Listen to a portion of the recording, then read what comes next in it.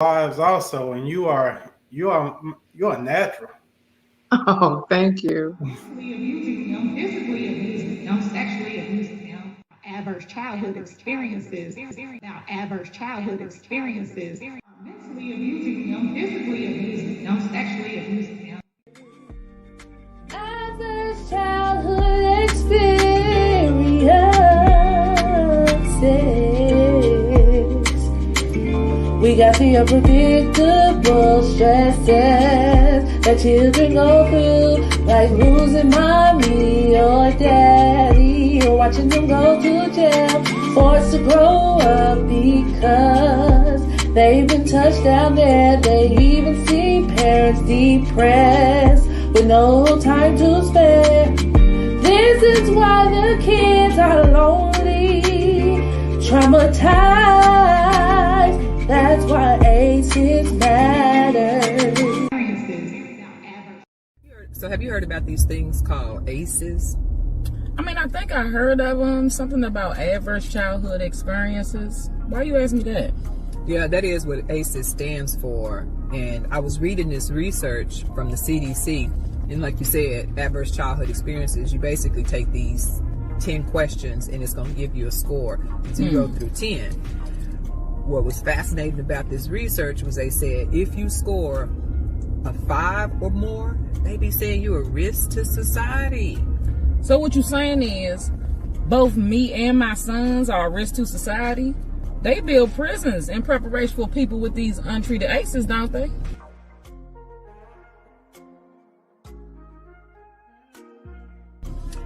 Yeah, basically. Unless, of course, they go untreated and you catch them early. But that ain't it. You know what else the CDC said? What? The CDC said that diabetes, obesity, cancer, heart disease, and stroke are all associated with these things called adverse childhood experiences, aka ACEs. Stop. So what you saying is, if the streets don't kill me, the diseases resulting from these ACEs will? The diseases resulting from these ACEs will? What about alcoholism? I got a couple of people that's been messed up on alcoholism in my family. A couple of them done died. That's in there too, but I'm just talking about the top 5. We ain't even got to the tip of the iceberg. Check this out. You know what else they said? What? They said 1 in every 6 people have at least a score of 4 or higher. 1 in every 6 people have at least a score of 4 or higher. So what you saying is, at least one person on this call right now should have been incarcerated or at risk for early death because of these untreated ACEs? Basically.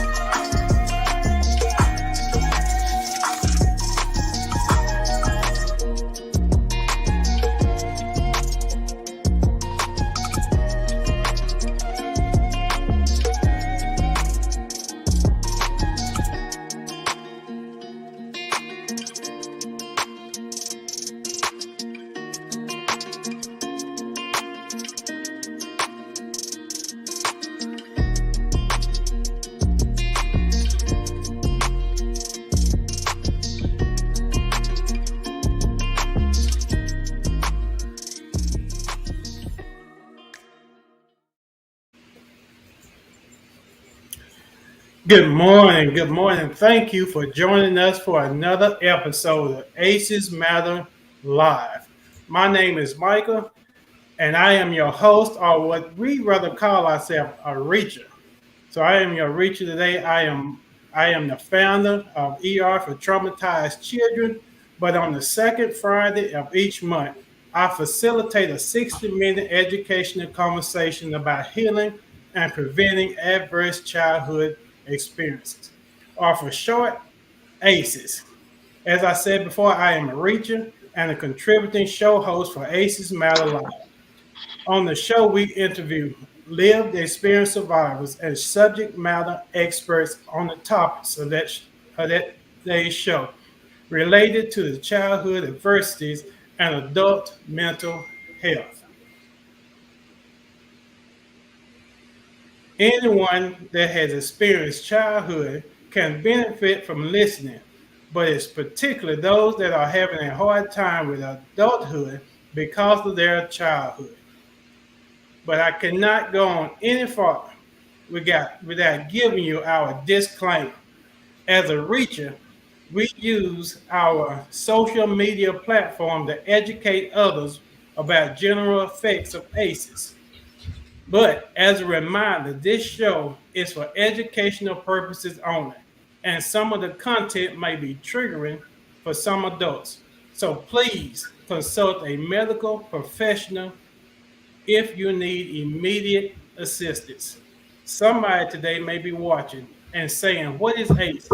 What is adverse childhood experiences? Where adverse childhood experiences are a trauma recognized by mental health professionals worldwide. ACEs is not just something that we came up with. ACEs are negative events that affected the development of their minds and bodies of children under the 18 and if under the age of 18. And if not healed, it can be carried over into adulthood, known as long-term illnesses. So after we have gotten that out of the way, I know that we are now to the part of the show that everybody's been waiting on. But before I go there, as you know, I'm a preacher, so I always got to put something in put some scripture in here.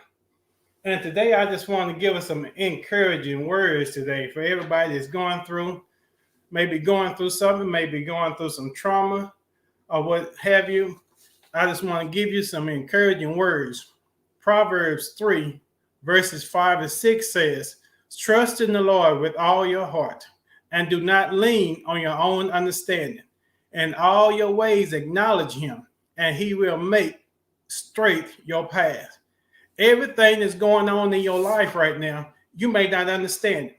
You may not understand why people have done you the way they did you. You may not understand the trauma that you're going through. You may not understand the abuse that you had to endure as a child. You may not even understand why you're going through the things that you're going through as an adult. But the Proverbs writer said, lean not to your own understanding, but in all your ways acknowledge him. In other words, continue to follow God. Even though things look bad right now, if you follow the Lord, if you follow God, he will straighten your path. He will help you through whatever you're going through, whatever you are experiencing, because we serve an all-powerful God. Now, I hope that encouraged somebody today. Somebody's going through some things today. And as I said, we are now to the part of the show that I know everybody's been waiting on. The topic of our show today is childhood sexual abuse linked to obesity. But before we go any farther, I want to say again, I want to tell you again to remember that today may be some triggering effects today. So please watch with care. If you think you may be triggered, maybe you don't need to watch it, because today is a serious information today. Before we bring in our guest today, we have a short video that we want to play about ACEs and obesity.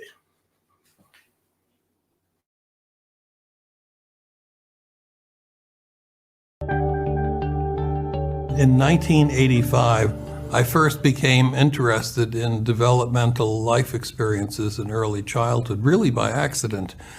In the major obesity program we were running, a young woman came into the program. She was 28 years old and weighed 408 pounds, asked us if we could help her with her problem, and in 51 weeks took her from 408 to 132. And thought, well, my God, we've got this problem licked. This is going to be a world famous department here.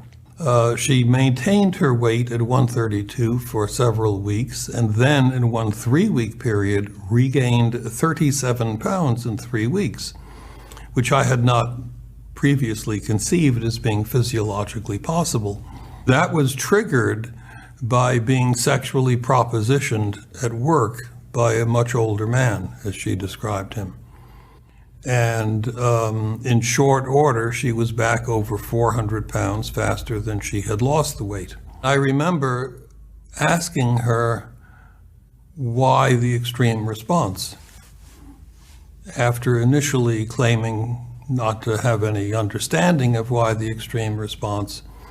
Ultimately, she told me of a lengthy incest history with her grandfather from age 10 to age 21. Ultimately, it turned out that 55% of the people in our obesity program acknowledged a history of childhood sexual abuse. I mean, that obviously is not the only issue going on, but it was where we began.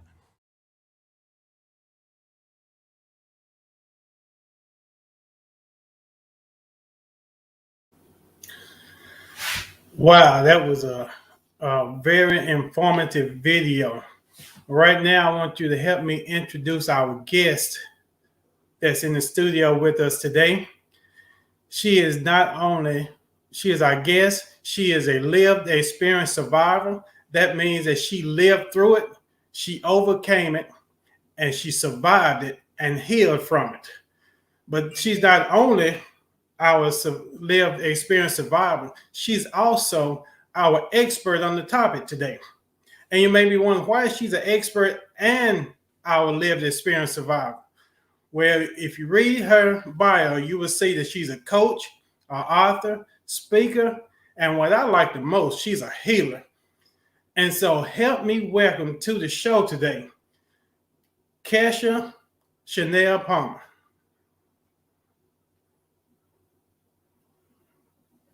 Uh-oh, looks like she is off camera. Hi. Come on, we need your camera's not showing up. Is that better? There we go. There we go. There she is. There's that beautiful smile.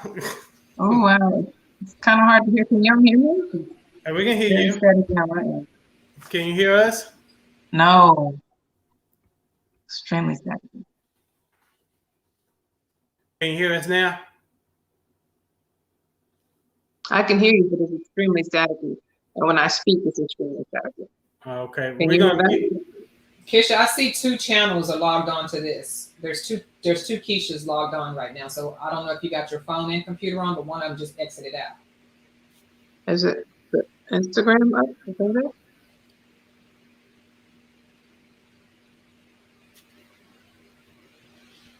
Sometimes. Can you hear us now? Is that better? We can hear you great. Okay, we lost her. Okay. We'll get her back. Technology just won't let us There be it great goes. today. Now you got it. There it is. Sorry about that. That's okay. Technology is just trying not to let us be great today, but we're going to get past it. Mm-hmm. We're going to get past it. We're going to say, God, going to cover this technology today. We're going to get this word out today. In the name of Jesus. That's right. So, Kesha, we're so proud to have you on the show. It's an honor to have you on the show today. And we have watched your lives. And you, as we said earlier, you just are natural on the camera. And so Thank you so much, Michael. I appreciate that. Today. So, thank you so much. I appreciate that. It's an honor to be here. An honor to be here and you guys what you're doing. It's awesome. I love it. We should. What did you think about that video? Did you hear the video just play? I did. It was both videos actually. The one that you started with about the conversation in the car about, oh, so you mean to tell me, that one, and also the one about the obesity. It's like I lived that. And actually I lived it very, very recently. I shared with my viewers that I had a class called Girl Get Your Glow Up. And what my Girl Get Your Glow Up class was based on my glow up. It's based on how I got my credit score up. I lost 35 pounds and I started to look and feel better. And I was just like, yes, yes, yes, yes, yes. And then I got into a relaxed place and I had some triggers that happened in my life as well. And I gained 14 pounds back in the course of a month. And it was just like, so hearing that story about the young lady, she had lost all that weight over the year and she gained the 37 pounds back like in a couple of weeks. So it was just like, I lived it.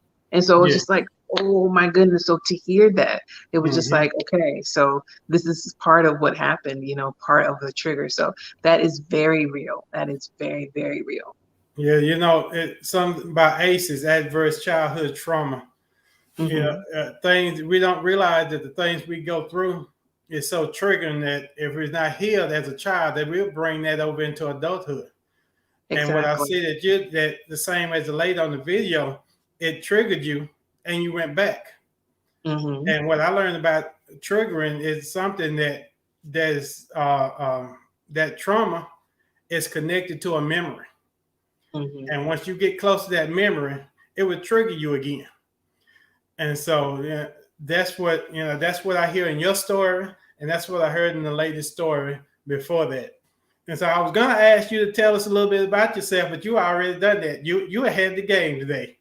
Oh, but that's all right. We're gonna go. Tell us you're an author, coach, speaker. Tell us a little bit. What is the name of your book? The one that's coming out or the one that's already done? Well, tell us the name of both of them. Okay, so the first one I did is a anthology. It's a collaboration of 10 authors, and it's called Cry, Forgive, Learn, and Move On. And it was an awesome. We made Amazon bestseller. Okay, good. And it was just about exactly what the title says: cry, forgive, learn, and move on, and how that's important in the healing process. And in my story, I shared about my sexual trauma as a child, how that affected everything in my life, predominantly my marriage. And it's a really, really good read, and I'm sure a lot of different people identify with that. My book that's coming out that I'm working on now, I'm still in the process of writing, is called I Feel Better Already. And it's about healing from trauma as well, and all the different things that we have to go through to get to it. But it's just me, and I include a lot of scripture and quotes and how you can apply these different things to your life. And now that I'm in the process of actually living my book, so I'm actually writing different experiences. This is a 30-day journal kind of thing, and every day I'm living it, and how my experience was when I read this particular part of my book. This is what happens to me. This is how I felt, and I know it's going to bless you. That's what it is now. So it's like it's a journal, and it's a healing book. It's a book all about healing and helping people through their healing journey. Okay, tell you're a coach. Tell us what kind of coach. Tell us a little bit about your coach. I predominantly, my hope is to help women that have sexual trauma. Now, different people, I've helped different people with different kinds of traumas. It seems like when we've had sexual trauma, we also have divorce. We also have our breakups. We also have depression. We have all different kinds of things. So it's just trauma in general. Any myriad of trauma is what I help women heal through. And I have suffered so many different kinds of trauma. I feel like I can help provide that strength and hope to any woman that's been through that kind of thing. Okay. And you're certified? Yes. Okay. Certified abundant life coach. Yes. Okay. I like that. We had to put that out there. We had to put that out there. So listening to that, are you ready to have a conversation about? I'm ready to have a conversation, Michael. Okay. And I want to ask you this first question, but I probably already know the answer to it, but I'm going to ask you so you can tell our viewers. Okay. But what inspired you to go into this line of work? Okay. After my divorce, I realized, I say shortly, during my healing journey, I realized that my sexual trauma as a child is the predominant reason for so many different problems in my life. And particularly my divorce, and not blaming it on my ex-husband, not blaming it on me, just recognize when I got to the root of which was my molestation, that was what caused so many different problems. And I didn't realize this until I was 45.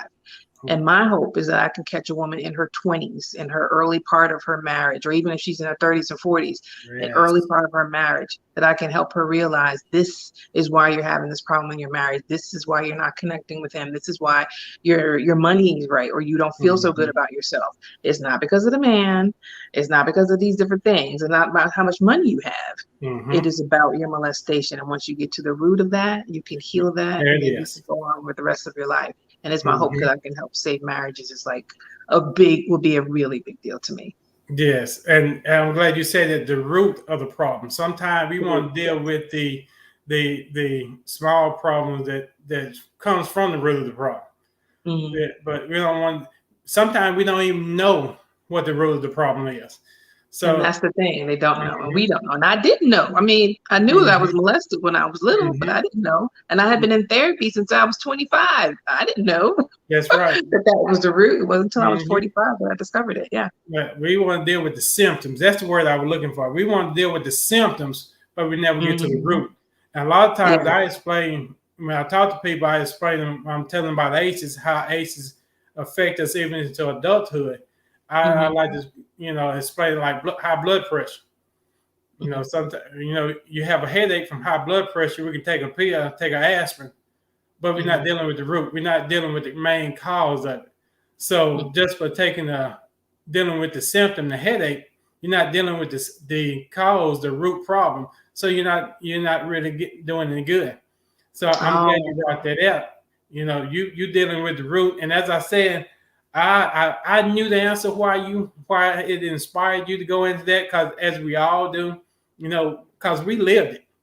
And I like that part. You say you are a healer. I like that. And you went through it, you healed from it, and now you have other people to heal from it. So that's why I already knew the answer to that question, because that's why we do what we do, because we've been there. And we try. Now we want to help somebody else to heal. So I like that. And so, since you are a speaker, and I know you speak about on your topic and you talk about it, but how do your own experiences influence how you talk about your topic? That's because I speak from my heart, and I'm very transparent about what I'm going through, and I also transparent that I'm on a journey, because there's some, like I just said about, I was triggered and I went back to that same behavior of eating, and I think I'm very transparent when something, and I really do feel like I when I speak that it comes from God. I ask him what to say, just to make sure that what I say is what he wants me to say, because I really feel like I have, so many different women suffer from this thing, and somebody is going through the exact same thing that I'm going through, and they just don't recognize it. So it's really important to me that that I be transparent. So I think that's the biggest thing, is my transparency. Okay. So I like that, being transparent, even as a preacher. And, if we're not transparent, we can't help anybody else. Because being transparent, we are reachable. I like to say that we're reachable when we're transparent, because I can reach people that you can't reach, and you can reach people that I can't reach. But if we all work together, and if we're transparent, when somebody see that we care because we've been there, then we are that the person can relate. The person can relate to us, so we can help that person. If I'm talking about something that I've never been through, I've heard people talk about and try to give advice of something that they've never been through, then you don't have nothing to teach me. Exactly. Yeah. Because you haven't been through what I've been through. You can't tell me anything. But when I'm transparent and I open up and people see, okay, he has made it out. He's on the other side. He's healed, or she's healed from it, but she's been there. Yeah. And when you see your transparent, you see your love in it. Go ahead.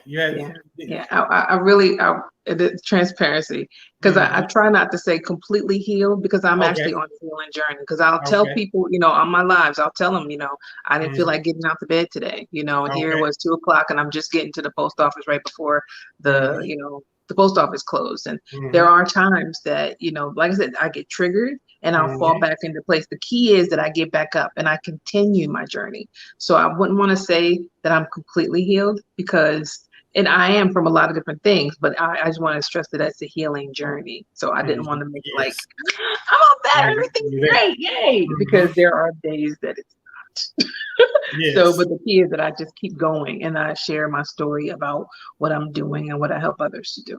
Okay, and that's being transparent too. You're not there.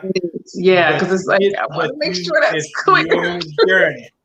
But even though that you're on the journey, there's still somebody that's still looking at you and saying, I wish I was where she is right now.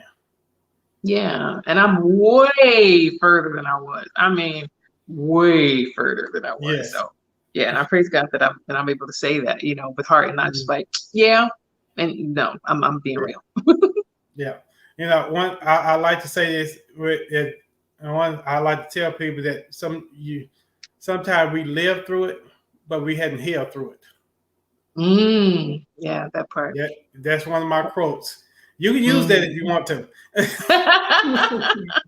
We live through it, but put that in the chat, right? Yeah, put that in the chat.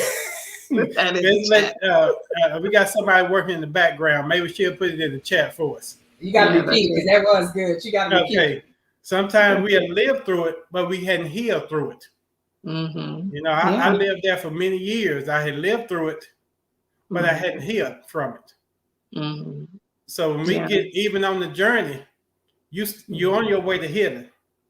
And there may be some days even along the way, even farther on your journey, that you still may be triggered, but you still healing. You're in the process. And healing is a process.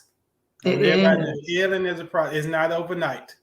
Yeah. It's not overnight. So, and we have to give ourselves grace, because it was a lot of time that I would beat myself up and I would just sit here and listen. You say heal, heal, heal. And then I would just be filled with shame. Like, oh God, I'm really not healed. I'm trying. But my truth is that I am healing and I'm so much better, like light years away from where I was. And it's just like my resilience is a lot stronger. But there are times that, that thing can come back up. And it's like, I wrote in the book that, there are days that I don't have to sit here and think about my molestation to know that it still affects me today. And those ACEs are real. Those ACEs are like deep ingrained in us from childhood, especially the earlier that it happens, the longer it stays there. Mine started at 3 and 5. So it's just like, that shit's deep, So, but at the same time, God has so much grace and so much mercy. And I get lots of help. I get the help that I need. And also recognizing that, since I've slipped back a little bit, I'm getting that help. I'm back in therapy. I'm doing my support. I'm doing what I need to do to get back on top where I was. So, but it's important that we give ourselves grace and give us everything that we need to do to heal. But it's so important that we love ourselves enough to do that, to actually take the steps. It's really important. And the thing about ACE is one reason why it is so hard to heal from it, because ACEs, the traumatic experiences that we deal with at early age like that, it changes us on the cellular level. Our whole DNA gets changed. And so if we change from that happy, sometimes they say that happy-go-lucky child, the whole cell, your whole makeup of the person, of the child gets changed. And as you said, you've lived there for so long that it's hard to heal from it. And I'm so glad that you're here today and you are being transparent and you're telling and you encouraging people that there is a way that you can heal from childhood sexual abuse and molestation, man. So what has helped you get to this place in your healing journey? You may have answered that, but let's explore that a little bit more. What has helped you to get to the place you are now? You say you're not healed. You're transparent about that. You're not there yet. You use your journey. You're getting there. So what has helped you get to the place where you are now? I'd say the biggest thing was getting a coach. I got shared a few minutes ago. So many different things went into it. When I first started, I was in therapy since I was 25, and therapy worked and then it didn't work, and it worked and it didn't work. When I paid money for a coach, that's when it was just like, okay, let's get it. Because therapy was wonderful. They was like, oh, this is why, and oh, you went through so much, and and stroke me and make me feel good, and like, okay, I'm not this crazy person that I thought I was, but hiring a coach held me accountable and made me get up. No, this is what we have to do. Let's go. You know, you're paying for a service, you're going to get the results.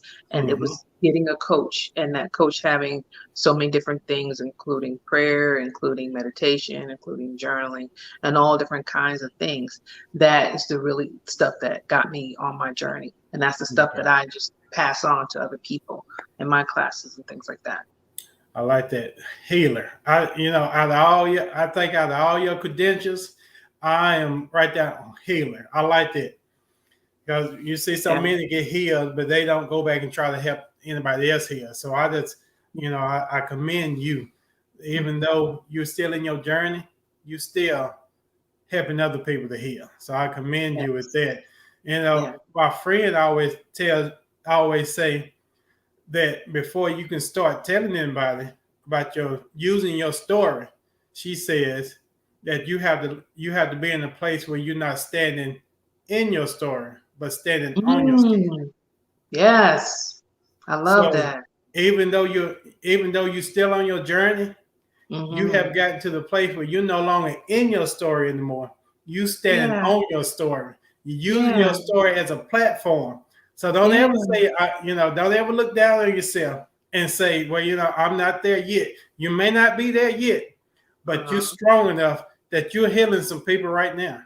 Oh yeah, for sure. So many people have told me that they've been blessed. So many people have told me, that they appreciate my transparency. So many people have reached out, just like in conversations, and in conversations are healing, like our conversation, whoever's watching on the replay or watching live, they can be healed right now. So it's just a matter of willingness and opening up your heart and being like, okay, God, I'm ready to get this out. But a lot of it is, just letting go that peace, because especially like I said, the earlier that it happens, that stuff gets so ingrained in you, and it just stays in your mind, and you replay that negative stuff, and all that you want to do is feel better. And that's where the eating comes in, and that's for me with the obesity. It makes me feel better, and it's fascinating what they say, but food makes you feel better, so it's just like, and it's a hard thing, because it's not like like sex or drugs. You just cut it off cold turkey.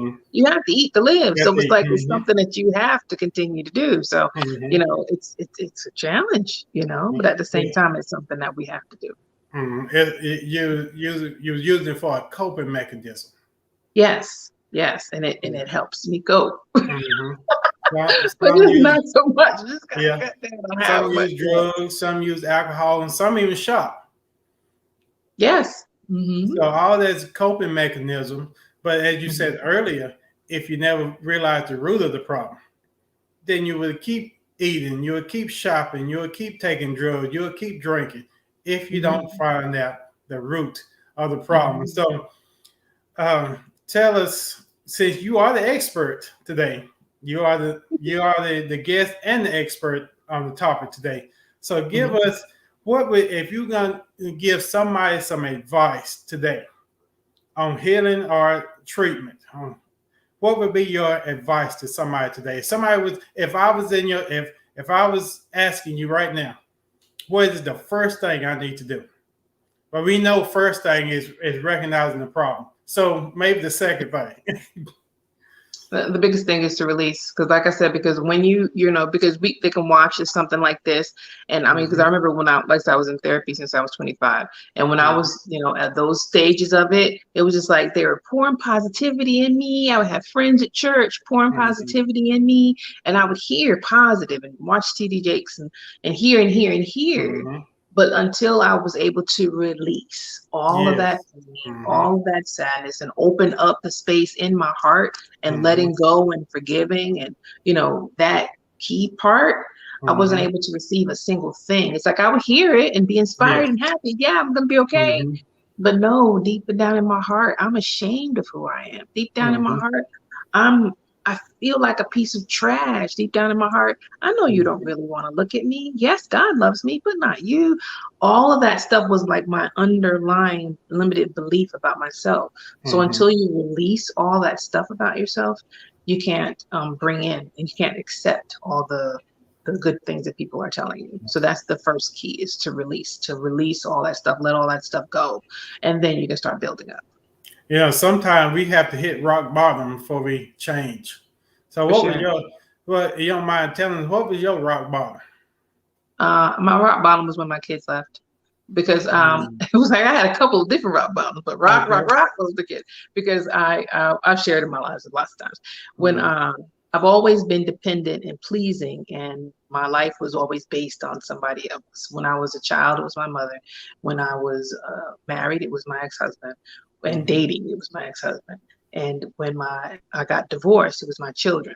And when it wasn't my children, when my children left, my ex-husband was gone. My mother lives in another place, and there was nobody but me. And I said, there is no other reason for me to be on the floor. There is no reason for me to be suicidal. There is no other reason. Nobody is causing me anything right now, right here. That was my rock bottom. When I had nobody else to look to, nobody else to blame. It was just me. And that's when I had to accept who I was and what was wrong. And it was just like, okay, no, you got to get some help for real, sister. So it's like, okay, let's go. And when everybody else was gone and everything else was gone, that's when I was able to start accepting things and just looking at myself real hard, real good in the mirror, and then really getting to it. Well, that was real deep, Kesha. Thank you for sharing with us today. It's just been an honor to have you on today and speak to us about you healing people and your healing and your journey. And before we close this segment out, one last question, what do you now, as we've been talking about ACEs, how do you see ACEs has connected with your problem or connected with obesity? So you mean like personally or like in general? Like the trauma side of it in general?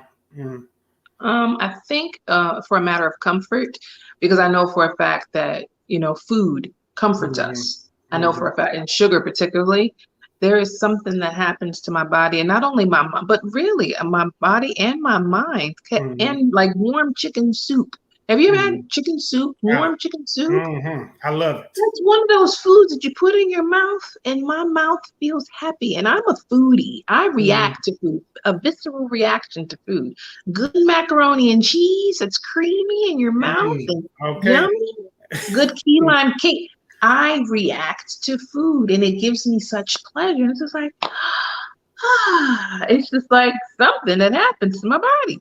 And so it's just like, that is very much now, but I don't remember that happening in childhood, but it gives me comfort. It truly gives me comfort, because people say, just so I can have something in my stomach. No, it gives my body physical comfort. And so when you have that, even if I don't have, if I'm not triggered by something particularly going on, I just like it, and it makes me feel comfortable. Like if I'm nervous or scared about something, we'll go to it. But sometimes, like the young lady in the video, she was re-triggered by an older man. It could be a re-trigger. It could have been like the way your parents gave you comfort. It's like, oh, you're crying or you're something sad, here, we'll just eat something. But as a community, we traditionally celebrate funerals. We celebrate sadness with food. We celebrate birthdays with food. We celebrate you graduated from high school with food. I mean, we celebrate everything with food. And the better quality of food, is the bigger the celebration, So it's just like we as a people, and it's a human race. White people do it too. And it's all different races that I know, all different races celebrate with food. So food is one of those things. It's a very emotional. It's very emotional. So and it also is a coping mechanism for our emotions too. So that's the biggest thing for us with the obesity. Sugar, sugar is addictive. Yeah, it's addictive. So, it really does something to my body. It's fascinating because I can hear it, because people say, oh, sugar is addictive. And it's just like, oh, yeah. But I recognize it when I started cutting down my sugar. I recognized when I got it again, how my body felt. It was just like, oh, this is amazing. And you want more and you want more. And so it's a, that's what I said, it's a one of those things that you struggle with, but at the same time, it's like a, you know, it takes a lot of self-talk. You know, it's like you have to love yourself enough to stop. And that's where the space that I'm in now. It's like, yes, you've had your fun. Yes, this feels incredible and it feels amazing, but also working out makes me feel incredible and amazing after a really good workout. So it's just like, okay, there's other things that you can cope with. You know, it's just real talk, getting in the mirror, just like I did years ago. It's like, okay, let's go. This is what we have to do, you know? Okay. So, yes. Somebody asked, yeah, you did. Okay. And you made us hungry also, right? Somebody else asked, what other generational patterns have you noticed with sexual abuse? Generational patterns. I'd say, oh, you mean like the generations that have been sexually traumatized? Is that what the question is? Or stuff that we pass unknowingly? Yes. What our generation? I think we pass everything down. We pass down all our ACEs because our ACEs, we don't recognize that our ACEs happen to us. Right. For instance, the low self-esteem. Because of my molestation, I suffered low self-esteem and people pleasing, trying to make other people happy. I passed that on to my children unknowingly. We spanking, you know, we pass that on, you know, unknowingly, just as a culture. We always naturally spank.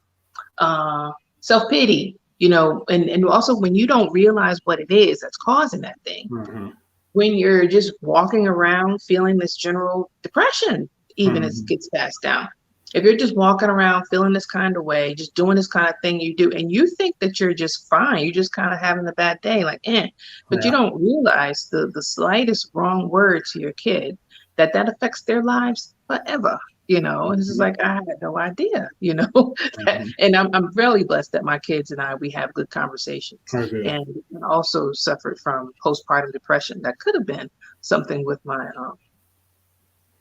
childhood sexual abuse. I'm not sure, but I did have it with my son, and we have conversations about, you know, what he's doing now and how our relationships has changed so much. But you have no idea how one conversation that you have with the kid, or like if you're having a fit of anger or a fit of sadness or just not being very responsive to the child, all that stuff affects them as a child, because that stuff is so ingrained and it's so easy to do, especially if you're unaware of what you're doing. All those emotions that you have as an ACE, all of them, it affects everything that you do. And it's most of the time it's unconscious.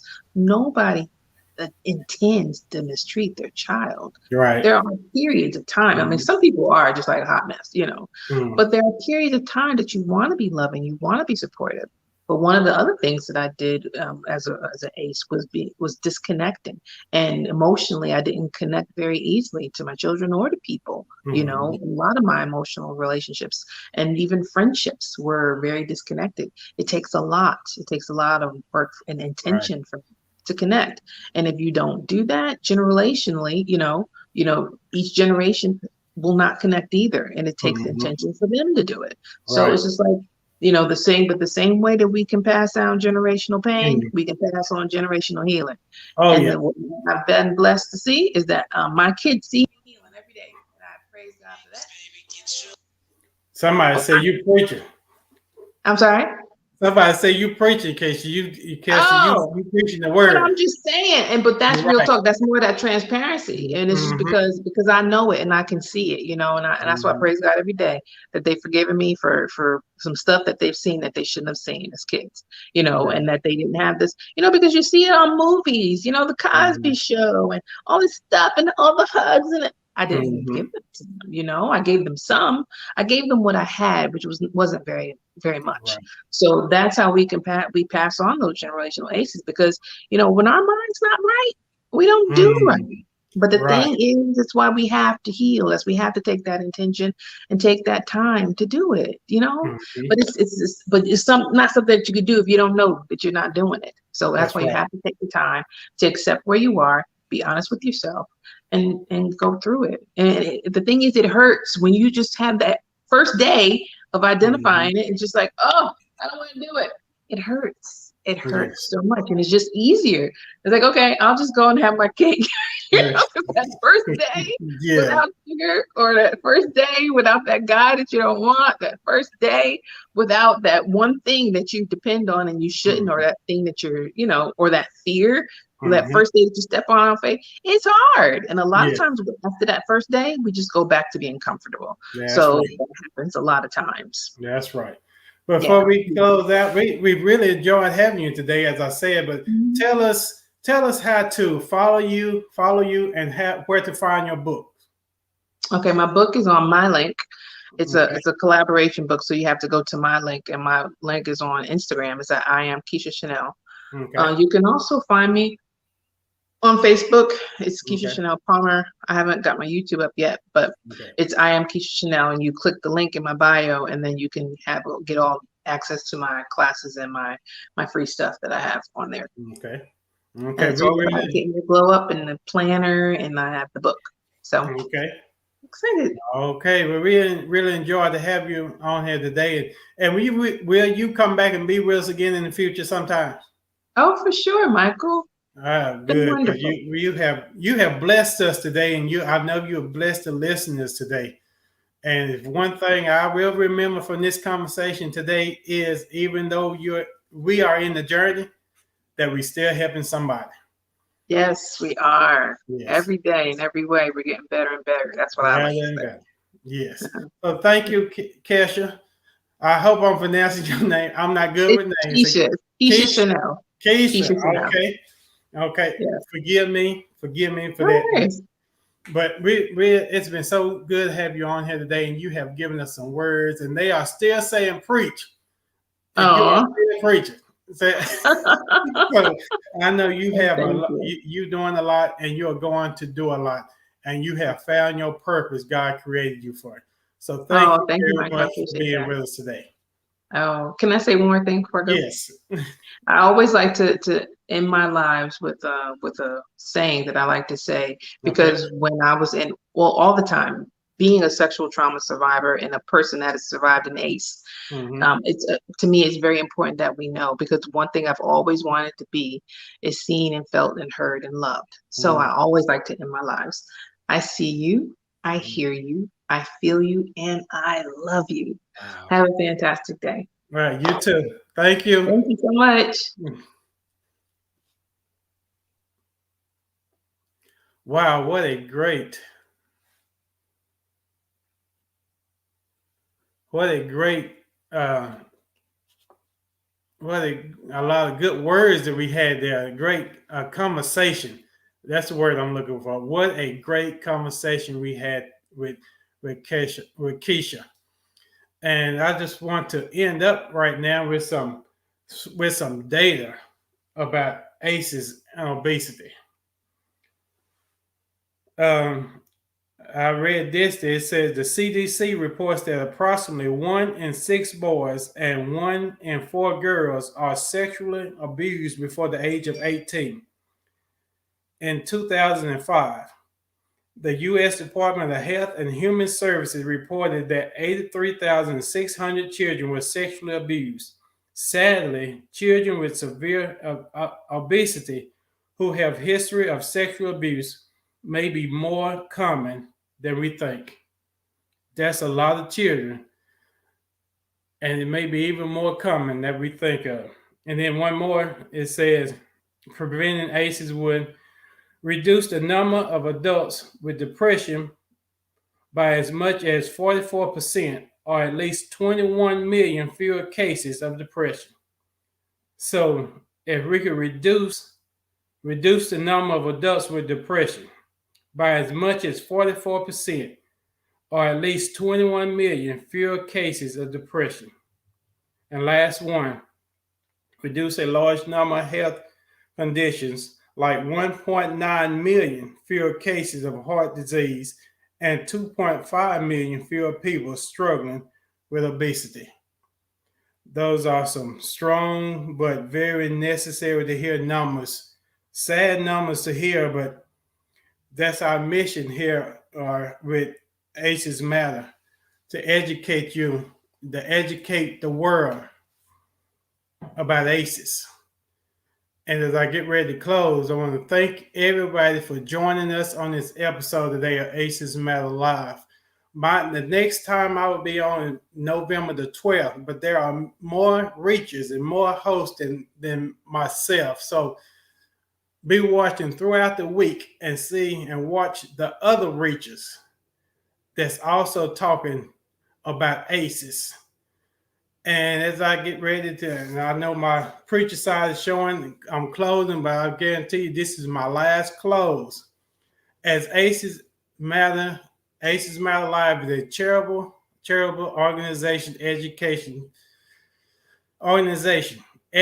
the world on ACEs. But to continue to bring this information, we need help. So I'm begging everybody to go to acesmatter.org. Hit that donate button.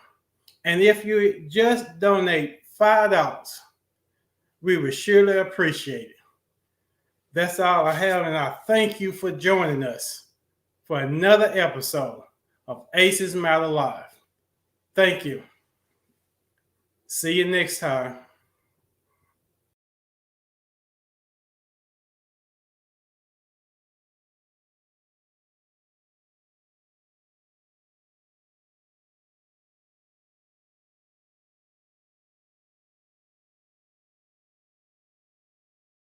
What would have life been like for you if you could have skipped childhood? If you could help people be better, healthier adults, would you? Truth is, the fact that every person on earth had to experience childhood is enough to care about the ACEs Matter cause. ACEs are so common that 1 in every 6 people have been exposed. Average childhood experiences, aka ACEs, are like time capsules of a traumatic past and a looking glass into a blurry future. ACEs are one of the root causes to poor employee performance, mental illness, crime, disease, and even poor quality of life, just to name a few. According to the CDC, 8 out of the 10 leading causes of death in the US correlate with the exposure to 4 or more ACEs. If they can be predicted, they can be prevented. ACEs Matter is on a mission to stop generational cycles of ACEs, and you can help by starting a campaign or making a small tax-deductible donation. You can help 1 million families get the support that they need to treat and heal from childhood adversities that have affected their adulthoods. We want to hire, train, and deploy 250 community influencers by the end of 2025. Our goal is to raise $1.3 million in order to begin with operations for this initiative. Donations would go towards mobile deployment of trained trauma professionals, community outreach, and door-to-door awareness. Get involved, see the results, save a life, and repeat. Visit acesmatter.org to learn more. Let's be real, we need to heal.